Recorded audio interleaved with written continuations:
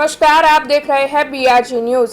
पादरा की सादरा प्राथमिक स्कूल का ये वीडियो तेजी से वायरल हो रहा है, जिसमें पोरबंदर के समंदर किनारे पर प्राथमिक स्कूल के छात्र मस्ती करते हुए नजर आ रहे हैं।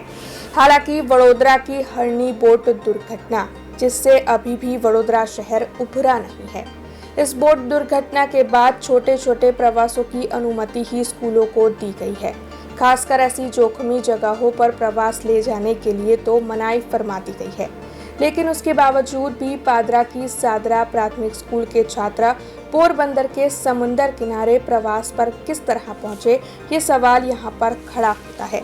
हालांकि इस वीडियो के वायरल होने के बाद जिला प्राथमिक शिक्षा अधिकारी महेश पांडे के साथ बातचीत करने की कोशिश की गई, तब उन्होंने क्या प्रतिक्रिया दी, आइए आपको सुनाते हैं। પાદરા તાલુકાના સાદરા ગામના વિદ્યાર્થીઓ પ્રવાસ માટેની 25/1/24 અત્રેથી મંજૂરી આપવામાં આવેલ છે। એ પ્રવાસ શરતોને આધીન મંજૂરી આપવામાં હોય છે।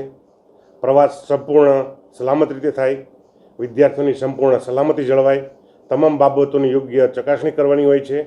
એ પ્રમાણે આયોજન કરવાનું હોય છે અને એ પ્રમાણે કોઈ અનિચ્છનીય બનાવ ન બને તેની પણ તકેદારી શાળાએ શિક્ષકોએ રાખવાની હોય છે।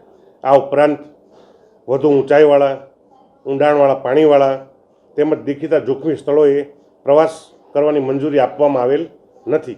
ખરેખર આ ઘટના બની ખૂબ ગંભીર બાબત છે। ત્યાંના સરપંચશ્રી અને મીડિયા દ્વારા પણ મને આ પ્રકારે જાણ થઈ છે।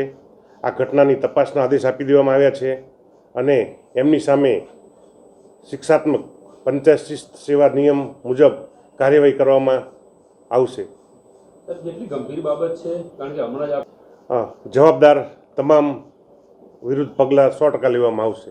હવે પછી ખાસ તમામ શાળાઓને સૂચના આપવામાં આવશે, કોઈ પણ પ્રવાસ કરો તો આવા સ્થળો ન લેવા। એ ઉપરાંત દેખીતી રીતે જે જોખમી છે એવી સ્થળોની મુલાકાતનો આદેશનો ભંગ ન થાય એની શાળાઓએ તમામ તકેદારી રાખવી અને શક્ય હોય તો ટૂંકો પ્રવાસ કરાવો એવું આપણે એમને सूचना આપીશું। अब खबरों से लगातार अपडेट रहना हुआ आसान। बीआरजी न्यूज आपके मोबाइल स्क्रीन पर। आज ही बीआरजी न्यूज की mobile app Google play store और ऐप स्टोर से डाउनलोड करें और खबरों से लगातार जुड़े रहें।